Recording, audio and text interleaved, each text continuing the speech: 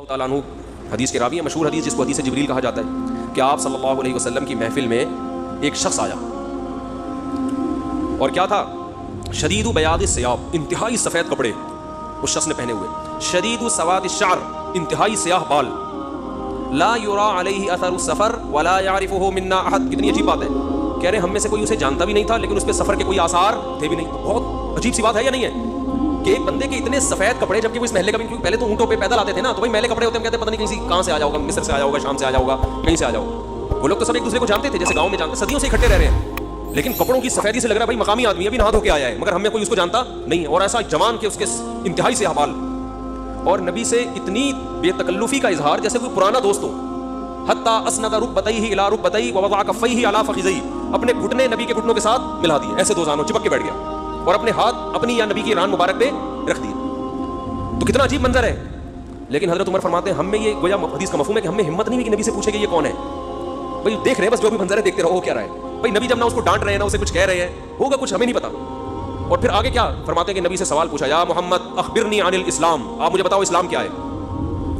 تو آپ صلی اللہ علیہ وسلم نے بتانا شروع کیا، الاسلام ان تشہد ان لا الہ الا اللہ وان محمد رسول اللہ۔ سب صحابہ بیٹھے ہوئے ہیں، سب یہ منظر دیکھ رہے ہیں، مگر کسی کی ہمت نہیں ہے کہ وہ نبی کی مجلس میں پوچھ لیں، چپ کر کے دیکھتے رہو کیا ہو رہا ہے۔ ہم ہوتے 20 دفعہ ہم درمیان میں پہلے اس کو گریبان سے پکڑ کے باہر نکالتے کہ تو ہے کون، کس سے پوچھ کے آیا، اور تو پہلے بتا، تو تیرے کپڑوں پہ نہ کوئی اثر ہے، جن تو نہیں ہے کہیں؟ بھائی دیکھ رہے ہیں کہ جب نبی کچھ نہیں کہہ رہے تو سب سے زیادہ اعتراض کس کو ہونا چاہیے تھا؟ نبی کو، تو نبی ہم سے زیادہ جانتے ہیں، تو جب وہ خاموش ہے تو ہم بھی کیا کریں؟ چپ کر کے بیٹھے رہے، آرام سے خاموشی سے بیٹھے رہے۔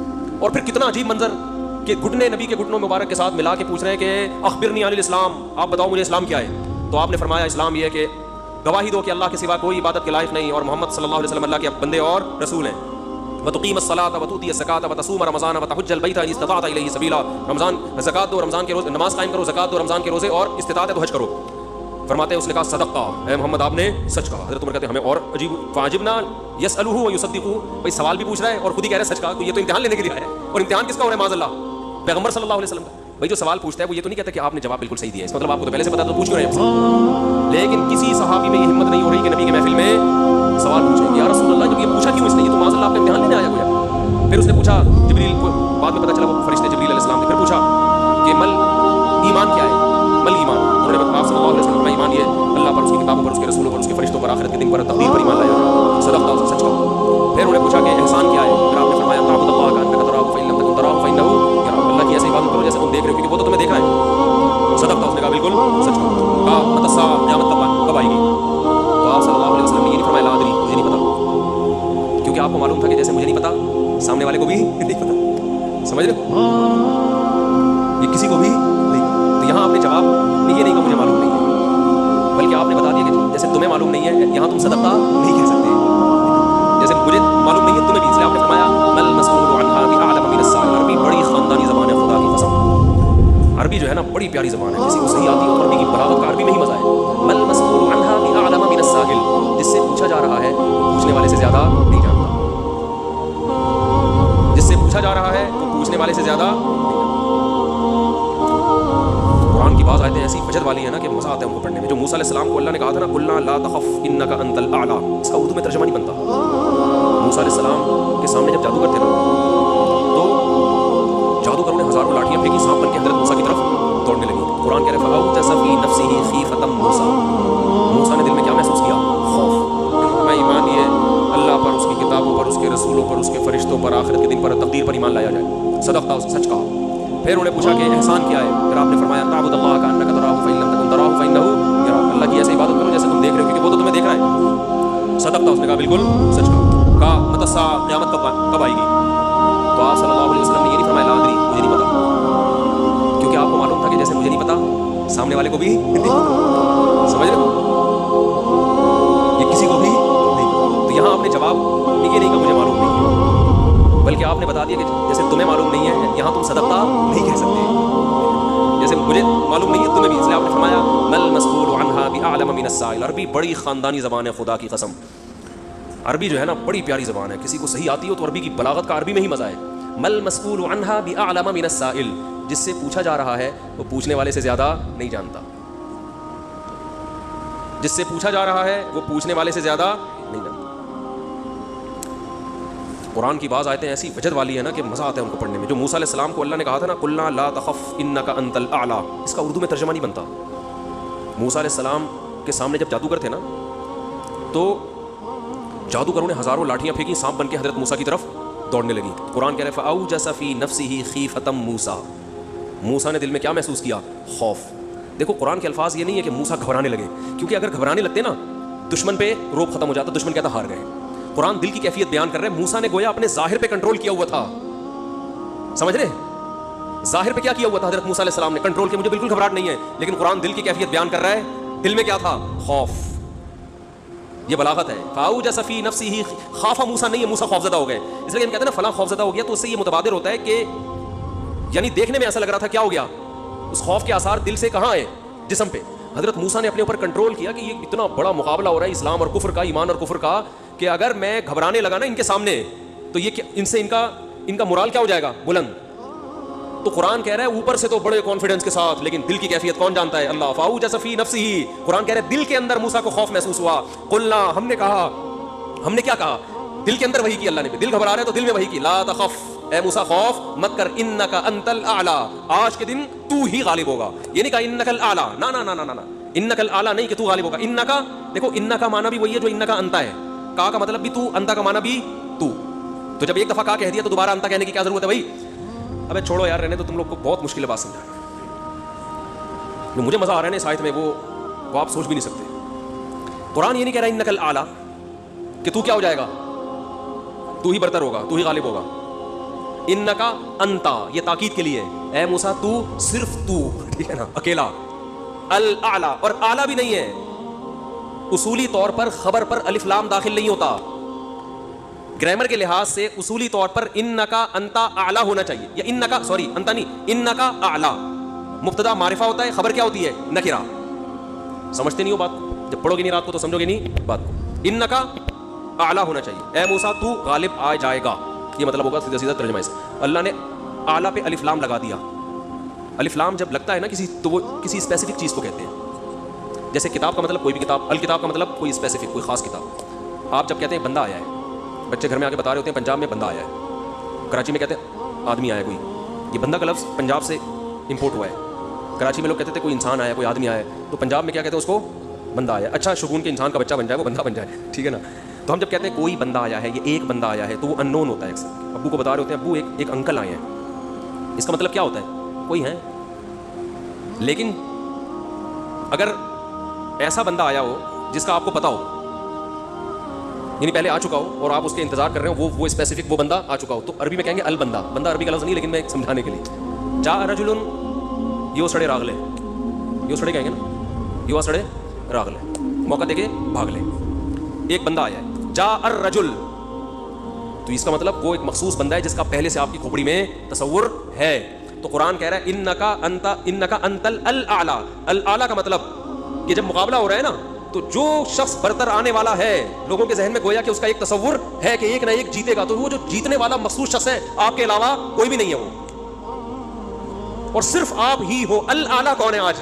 الاعلی, اعلیٰ نہیں بلکہ الاعلی کون ہے؟ پورا ترجمہ ہو نہیں سکتا اس کا. وہ کون ہے؟ اے موسیٰ صرف اور صرف تو ہی ہے. تو لا تخف, تجھے خوف زدہ ہونے کی ضرورت نہیں ہے. تو کیا بات کر رہا تھا میں, یہ آیت کہاں سے آ گئی؟ ہاں, تو یہی نبی صلی اللہ علیہ وسلم نے فرمایا نا, مل مسئول عنہا باعلم من السائل, یہ بھی کیا ہے؟ بلاغت ہے. جس سے پوچھا جا رہا ہے وہ سائل, مسئول سائل سے زیادہ نہیں جانتا. تو پھر حضرت جبریل نے, وہ جو انسان تھے, وہ جبریل تھے, انسان کی شکل میں آئے تھے, انہوں نے پوچھا کہ علامات بتائیں, تو آپ نے فرمایا ان تلد الامۃ ربتہا. اس حدیث پہ جو ادب والی بات ہے وہ میں بھی پیچھے پکڑ کے رکھنا بھول نہ جاؤ, لیکن اس حدیث میں بات آ گئی ہے. تو ایک دلچسپ بات کیا ہے, آپ نے قیامت کی پہلی علامت بتائی کہ باندی اپنے آقا کو جنے گی. یعنی لونڈی اور غلام سے جو بچہ پیدا ہوگا وہ ماں کا بیٹا کم اور ماں کا باپ بولو زیادہ, ماں کا مولا اور ماں کا آقا زیادہ ہوگا. غلام کی مثال نہیں دی, کیونکہ غلام مرد ہوتا ہے نا, اس پہ تصرف تھوڑا سا پھر بھی کم ہوتا ہے, یعنی وہ آپ کی ملکیت میں ہوتا ہے لیکن اس پہ کنٹرول کم ہوتا ہے کیونکہ آدمی ہے. جب عورت آپ کی ملکیت میں ہوتی ہے, لونڈی, اس پہ وہ تو کمزور ہے نا, اس پہ کیا ہوتا ہے آپ کا تصرف زیادہ. تو جو مکمل غلام اور باندی تھی وہ جب جنے گی جس نسل کو, تو ہونا تو یہ چاہیے تھا کہ جس نے جنا ہے اس کا مقام اونچا, لیکن جس کو جنے گی نا وہی اس پہ کیا کرے گا. یعنی ماں کا تو ایسا حق ہے نا, ماں کو تو ساری دنیا جانتی ہے نا کہ ماں نے کیسے گود میں پالا, کیسے جنا, اور لوگ ماں کے تانے دیتے ہیں نا. حضرت موسیٰ علیہ الصلوۃ والسلام نے جب حضرت ہارون کی داڑھی پکڑ کے کھینچی ہے نا، جب حضرت موسیٰ علیہ السلام کوہ طور پہ گئے تورات لینے، پیچھے بنی اسرائیل نے بچڑے کی عبادت شروع کر دی. ہارون علیہ السلام کو نگران بنا کے گئے تھے کہ ذرا ان کی حفاظت کرنا، بڑے نالائق لوگ ہیں، دائیں بائیں نہ ہو جائیں. تو جب واپس آئے تو دیکھا کہ وہ کیا کر رہے ہیں، بچڑے کی عبادت. تو حضرت موسیٰ کو سب سے پہلے غصہ کس پر آیا؟ حضرت ہارون پر. اپنے بھائی کی داڑھی پکڑ کے کھینچی کہ ما منعک اذ رأیتہم ضلوا، یہ گمراہ ہو رہے تھے، آپ نے روکا کیوں نہیں؟ تو حضرت ہارون نے کیا کہا؟ باپ کا واسطہ نہیں دیا بلکہ ماں کا. لا یبن امہ، اے میری اماں کے بیٹے، اے میری ماں کے بیٹے. کیونکہ یہ رشتہ فوراً سمجھ میں آتا ہے. ماں کا واسطہ یہ محبت کی علامت ہے نا. ابا جو ہے نا وہ تربیت کے لیے اللہ نے بنایا ہے، وہ محبت واپس زیادہ ابا سے امیدیں نہیں لگایا کریں. ابا کی ایک الگ ویلیو ہے، محبت بہت زیادہ کرتے ہیں ابا، لیکن وہ جتلاتے نہیں ہیں. وہ کہتے ہیں تمیز سے زیادہ لاٹ کر دکھاؤ گے نا، ابا یہ ہوگا تمیز سے بیٹھ وہاں جا کے آرام سے، ٹھیک ہے نا. جو بات ہے زیادہ تمیز، ماؤں کو زیادہ تمیز نہیں، ماؤں کو لاٹ چاہیے ہوتے ہیں. تو اس لیے ابا محبت تو بہت کرتے ہیں لیکن وہ آسانی سے سمجھ میں نہیں آتی، کیونکہ تعظیم اس پہ غالب ہوتی ہے. اماں کی محبت 2 منٹ میں سمجھ میں آ جاتی ہے. تو جب بھی واسطہ دیا جاتا ہے کس کا؟ اماں کا. تو حضرت ہارون بھی واسطہ کس کا دے رہے ہیں کہ بھائی ایک ہی ماں کے ہم دونوں اولاد ہیں، آپ اتنی سختی تو نہ کریں نا. ماں کا واسطہ دے رہا ہوں آپ کو، ابن امہ، اے میری اماں کے بیٹے. تو ماں جو اتنا قریبی رشتہ ہے، جس کی محبت سب کو سمجھ میں آتی ہے، اس کو غلام بنا لینا تو یہ کھوپڑی میں آنے والی بات نہیں ہے. لیکن حدیث میں کیا آتا ہے؟ قرب قیامت میں بیٹا کیا ہوگا؟ ماں پہ حکومت کرے گا. بیٹا ماں پہ حکومت کرے گا. تو ہونا تو یہ چاہیے تھا کہ جو جنے وہ جس کو آپ جن رہے ہیں وہ گویا قسم کی لونڈی غلام ہو، ماتحت ہو، لیکن الٹا حساب ہو رہا ہوگا. تو یہ بھی پتہ چل رہا ہے کہ ادب مارکیٹ سے کیا ہونا شروع ہو جائے گا؟ شارٹ. مطلب حدیث کا یہی ہے کہ چھوٹے جو ہے نا وہ بڑوں کی جگہ ہو جائیں گے اور بڑے. اور یہ خدا کی قسم آج اپنی آنکھوں سے میں دیکھ رہا ہوں، زیادہ تر لبرل لوگوں کے گھروں میں دیکھ رہا ہوں، دیندار گھروں میں کم. باپ اور ماں اپنے بچوں کو اسکولوں میں 15-20 ہزار روپے فیسیں دے کر بدتمیز بنا رہے ہیں باقاعدہ پیسوں کے ذریعے. یعنی اسکولوں میں پڑھا رہے ہیں، ماڈرن اسکول ہیں اور بہت ہی ماڈرن قسم کے اسکول جن میں مذہب نہیں ہے، بچہ انگلش بہت اچھی بول لیتا ہے، اور ٹھیک ٹھاک فیسیں دے کے کیا کر رہے ہیں؟ اپنی نافرمانی پیسے دے کے سکھا رہے ہیں. آج بھی میرے پاس ایک کیس آیا، کسی کو نہیں پتا چلے گا کس کی بات ہو رہی ہے. ایک صاحب نے کہا میں نے اپنی بچی کو ایڈمیشن کروایا، میں 20 ہزار روپے فیسیں دے رہا ہوں اور وہ چرس پی رہی ہے، وہ پتہ نہیں کتنے لڑکوں سے دوستیاں لگا رہی ہے. تعلیم کو فوکس کرنے کے چکر میں تہذیب کا بیڑا غرق کر، یعنی گویا کہ پیسے دے کے باقاعدہ کیا کیا جا رہا ہے؟ اپنے بچوں کو خراب کیا جا رہا ہے. تو جنا بھی خود، احسان بھی خود کیا، اور نکلا کیا رزلٹ؟ وہی آپ پہ کیا کر رہا ہے؟ حکومت. وہ آپ کی ایک بات ماننے کے لیے تیار نہیں ہے. تو یہ وہ دور ہے جس سے ہم گزر رہے ہیں. تو اس میں بھی ادب کی تلقین کی گئی ہے. جب کچھ اس طرح کے لوگ آتے ہیں نا میرے پاس کہ باپ بیٹا بیٹھا ہوا ہوتا ہے اور باپ اپنے بیٹے کی شکایتیں کر رہا ہوتا ہے بڑے دھیمے لہجے میں کہ بچے کو غصہ نہ آ جائے، اور بیٹا جواب دے رہا ہوتا ہے بڑی اونچی آواز میں. یہ میں نے بہت دیکھ لیا ہے، بہت دیکھ لیا اپنی زندگی میں. اس سے مجھے فوراً وہ حدیث یاد آتی ہے کہ اس کو باپ ہونا چاہیے اور اس کو بیٹا. باپ کو یہ ڈر لگتا ہے کہ یار میری اولاد ہے، یار میں کوئی اونچی آواز سے ایک دم میٹر نہ کھل جائے. دیکھو یہ اولاد کے نالائق ہونے کی علامت ہے کہ آپ نے اپنے باپ کو یہ اتھارٹی نہیں دی ہے کہ وہ آپ کو ڈانٹ سکے. اگر آپ کا باپ آپ کو ڈانٹتے ہوئے گھبراتا ہے نا، خدا کی قسم یہ باپ کے خراب ہونے کی دلیل نہیں ہے، یہ اولاد کے خراب ہونے کی دلیل ہے. یہ اولاد کے خراب، وہ ڈر لگتا ہے اس کو کہ یار کچھ بول دوں تو ایسا نہ ناراض ہو جائے. میں نہیں کہہ رہا اولاد پہ بیجا سختیاں کریں یا خام خامے ڈانٹ ڈپٹ کرتے رہے، اس سے تو ڈپریشن کے مریض بنتے ہیں. ماں باپ ظلم بھی کرتے ہیں. اس میں انشاءاللہ بیان کروں گا کہ میرا ارادہ ہے، میں نے جو سینٹ میں بل پیش ہوا نا کہ ماں باپ کو اولاد پہ ہاتھ اٹھانے کی اجازت نہیں، شوہر کو بیوی کو ڈانٹنے کی اجازت نہیں، تو یہ بالکل خلاف ہے، لیکن اس کا ناجائز فائدہ بھی اٹھایا جاتا ہے. تو ماں باپ کو بلا وجہ اولاد پہ ہاتھ اٹھانا شرعاً جائز. آج ایک صاحب بحث کرنے لگے کہ مجھے اجازت دی ہے شریعت نے کہ میں اپنے بچے کو تھپڑ مار سکتا ہوں. میں نے کہا آپ کو اجازت شریعت نہیں دی ہے کہ بلا وجہ آپ اپنے بچے پہ ہاتھ اٹھائیں، اور خاص طور پہ نابالغ پہ. نابالغ کے حقوق اسلام میں بہت زیادہ ہیں. ماں کو اجازت نہیں اپنا غصہ کسی اور پر نکال کس پہ رہی ہے. میں نے ماؤں کو دیکھا ہے طبیعت خراب ہے، جھنجلا رہی، بچے کو پڑھ کے طبیعت سے کوٹ دیا اس کو بیچارہ. بعض بچے ماں کی چنگیز خان جیسی مائیں ہوتی ہیں، وہ بچے ٹھٹر کے ان کی جو گروتھ ہے نا وہی رک جاتی ہے ان کی. اتنا سختی کا ماحول انہوں نے گھر میں دیکھا ہوتا ہے. تو یہ نہ باپ کے لیے جائز ہے اور نہ ماں کے لیے. تو اس میں علماء کے واقعات بھی سناؤں گا کہ اپنی اولاد کو مارنے سے پہلے کیا ان کے اصول تھے کہ ہم زیادتی نہ کر بیٹھے. تو یہ بھی ہے. اچھا خیر، تو جلدی سے بات کو یہ سمیٹ کے ختم کرتا ہوں. کیا ہو گیا. تو رسول اللہ صلی اللہ علیہ وسلم کی محفل میں حضرت جبریل آئے تو حضرت عمر فرماتے ہیں، تو حضرت عمر رضی اللہ تعالیٰ عنہ فرماتے ہیں فلبثت ملیہ، میں نے جب یہ منظر دیکھا تو میں بہت دنوں تک ٹھہرا رہا. یعنی کچھ دن گزرنے کے بعد بھی حضرت عمر کی ہمت نہیں ہوئی کہ نبی سے پوچھے کہ یا رسول اللہ یہ کون تھے، یہ کیا ہے احترام کہ بھئی ایسا نہ نبی صلی اللہ علیہ وسلم ناراض ہو جائیں. خود کیوں نہیں بتا رہے بھئی؟ یہ اہم بات ہوتی تو آپ صلی اللہ علیہ وسلم تو خود معلم تھے، خود بتاتے. تو فرماتے ہیں کچھ دن کے بعد خود نبی نے مجھ سے پوچھا کہ عمر جانتے وہ شخص کون تھا؟ میں نے کہا اللہ اس کے رسول ہی زیادہ جانتے ہیں. فرمایا ھذا جبریل اتاکم یعلمکم دینکم، یہ جبریل تھے، انسانی شکل میں آئے تھے تمہیں تمہارا دین سکھانے کے لیے. اس سے پتہ چلتا ہے کہ تعلیم کا صرف یہ طریقہ نہیں ہے کہ استاذ بیٹھ کے بچوں کو پڑھاتا رہے سارا دن بیٹھ کے. یہ نیچرل وے آف ٹیچنگ ہے کہ ایک ماحول بنا دیا، ایک شخص آ رہا ہے، صحابہ اچھا پھر ایک تعجب کی فضا قائم کی گئی تاکہ نا ان کو یہ محفل یاد رہے. اگر ایسا ہی ہوتا وہ نارمل ڈریس سفر والے ڈریس میں آتے ہیں تو یہ تو نارمل مجلس ہے بھائی، کوئی مسافر آیا. ایسا ایک مخمصے میں ڈالا گیا کیونکہ جب کوئی ایسی عجیب سی محفل ہوتی ہے نا تو دماغوں میں بیٹھ جاتی ہے, اس کا ایک ایک منظر یاد رہتا ہے, تو اس سے ماحول کی تبدیلی کا بھی انسان پہ اثر پڑتا ہے. تو صحابہ کیا کر رہے ہیں, نبی صلی اللہ علیہ وسلم سے سوال پوچھنے سے پہلے ایک اور واقعہ سنا کے بس یہ میں ٹاپک ختم کرتا ہوں. ایک اور واقعہ ہے, حدیث میں آتا ہے کہ آپ صلی اللہ علیہ وسلم نے ظہر یا عصر کی نماز پڑھائی, صحیح حدیث ہے, اس میں آپ نے 4 کی جگہ 3 رکعتیں پڑھا دی. کتنی؟ 3. اب صحابہ سوال نہیں پوچھ رہے کہ یا رسول اللہ یہ آپ سے غلطی سے ایسا ہوا ہے, کیا ہوا ہے, خوف زدہ. حضرت ابو بکر اور عمر بالکل پیچھے بیٹھے ہوئے ہیں, حدیث میں آتا فہابا ان یتکلماہ, آپ گھبرائے کہ آپ اس بارے میں نبی سے سوال پوچھیں. کیوں؟ ہو سکتا ہے نبی کو اس بات پہ غضب آ جائے کہ بھائی جب میں نے 3 پڑھائی ہیں تو میرے 4 پڑھنے سے جب چاہ کہ ہاں تمہاری یہ نیکی لکھی جا رہی ہے تو حلال کی طرف آؤ اور کسی کی مت سنو. سمجھتے ہو, بائک پہ گاڑی پہ پہلے سے موسٹ وانٹیڈ لکھ کے لگا دو, کسی کی مت سنو, اس میں ٹینشنیں آئیں گی, برداشت کرو اللہ کے لیے. سمجھتے ہو, میں اپنی ٹینشنوں کے قصے سنانا شروع کر دوں آپ پاگل ہو جاؤ گے. آپ کہتے ہو سب بڑے ہنسی خوشی, اللہ کا شکر ہے ہنسی خوشی زندگی گزری ہے, لیکن بہت ٹف لائف گزاری ہے میں نے, جو اگر میں آپ کو سناؤں تو آپ بولو یار یہ ہو کیا گیا. لیکن یہ ہے کہ بس ایک دفعہ فیصلہ کر لو یار, ہے بس جو لٹکا ہوا ہوتا ہے نا کم وقت بیچ کا آدمی, کرنے جا رہا ہے پھر ڈر گیا, پھر واپس آ رہا ہے, پھر کرنے جا رہا ہے, یہ اپنی بیوی کو بھی ٹینشن دیتا ہے اور گھر میں بھی ٹینشن کا ماحول, اور کرنا کرانا اس نے کچھ, اور یہ کرے گا تو مرے گا بھی, یا تو پہلی کو لٹکا دے گا یا دوسری کو لٹکا دے گا. تو ایسے بزدلوں کا کام نہیں ہے. سمجھ رہے ہو, پوچھ رہے ہوتے ہیں کر لوں جا کے بیگم کروں. آج ایک آدمی نے کہا کہ میں دیکھ رہا ہوں, میں ابھی گھر بیوی کے سامنے دوسری شادی کی بات کروں گا, دیکھتا ہوں ریئیکشن کیسا ہو رہا ہے, اگر برداشت ہو گیا تو کر لوں گا, اگر نہیں ہو تو میں نے کہا بھائی تو نہیں کر. میں نے اس کو منع کیا, میں نے کہا تیرے اندر ہمت نہیں ہے, 2 بیویوں کو رکھنا بہت مشکل کام ہے, بہت ٹینشن کا کام ہے, بڑا حوصلہ چاہیے, ہمت چاہیے, ببر شیر جیسی آواز چاہیے اس کے لیے. ڈانٹو تو کانپنے لگے وہ, ورنہ وہ نہیں, وہ مار دے گی.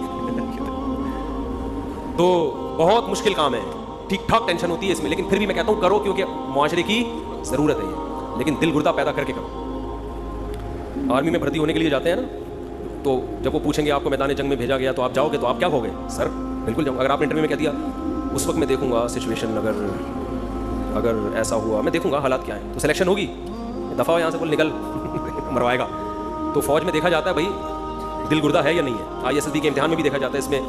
اچھا اس میں یہ بھی دیکھا جاتا ہے کہ بحث کرنے کی طاقت کتنی ہے اس میں. بعض لوگ نا بحث ہی نہیں کر پا رہے ہوتے ہیں, ایسے منمنا رہے ہوتے ہیں, ہنا رہے ہوتے ہیں, تو ان میں بھی ڈیسیجن پاور نہیں ہوتی.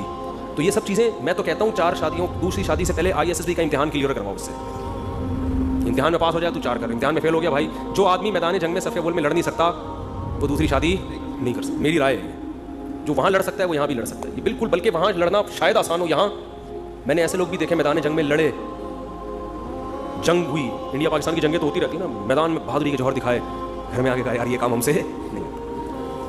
بہت زیادہ ہو گئی آج. بزرگوں سے سنا ہے کہ علم نافع کی دعا مانگنی چاہیے. بہت لمبا سوال ہے, پھر انشاءاللہ بتائیں گے بعد میں, بہت ٹائم ہو گیا بھائی. ٹھنڈا پانی پینا سنت ہے, مگر آج کل جو ٹھنڈا پانی فریج کا ٹھنڈا, یہ بالکل صحیح ہے, فریج کا ٹھنڈا سنت نہیں ہے. جو نیچرل ٹھنڈا ہو, کنویں کا جو ٹھنڈا, چشموں کا جو ٹھنڈا پانی ہوتا ہے وہ نہیں مل رہا تو فریج کا ٹھنڈا پی لو. چشمے کے لیے تھوڑی جائے گا وہاں. میرا مطلب ہے کہ بالکل جو ابلے ہوئے گرم پانی چائنیز پی رہے ہیں وہ نہ پیو, کم از کم گرمی میں وہ نہ پیو.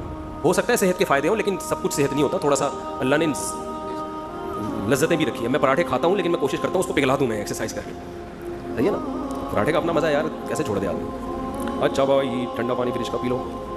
کیا اسٹیمپ پیپر پر شوہر اور بیوی کے سگنیچر کیے جائیں تو کیا طلاق ہو جائے گی؟ یا شوہر کو 2 گواہوں کی اسٹیمپ پیپر پہ 3 طلاقیں لکھی ہوئی ہیں اور شوہر نے سائن کر دیے تو ہو جائے گی؟ گواہ ضروری نہیں ہے, بیوی کے سائن ضروری نہیں ہے, صرف شوہر کے سائن سے ہی ہو جائے گی. اس حدیث کا مطلب سمجھا کہ دماغ میں کھڑے ہو تو خیال کرو تم اللہ کو دیکھ رہے ہو جبکہ ہم اللہ کو نہیں دیکھتے. حدیث کا مطلب ہے کہ اللہ تمہیں دیکھ رہا ہے.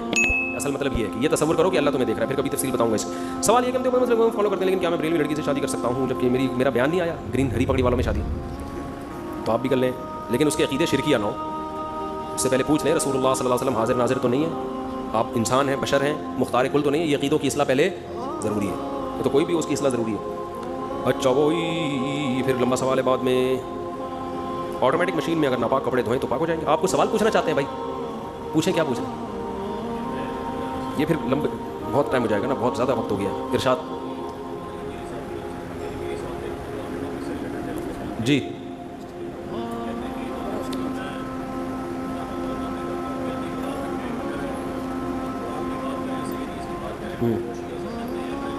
ہاں کیا سوال مجھے سمجھ میں نہیں, تھوڑا ادھر قریب آ جائیں نا, آواز آپ کی نہیں آ رہی, صرف تصویر آ رہی ہے. یہ انجینئر صاحب کے پاس سے آئے ہیں تو وہ سوال کر رہے ہیں انجینئر صاحب کی طرف سے, انہوں نے کہا یہ سوال کرنے کا. اچھا اخپل سوال ہے آپ کا.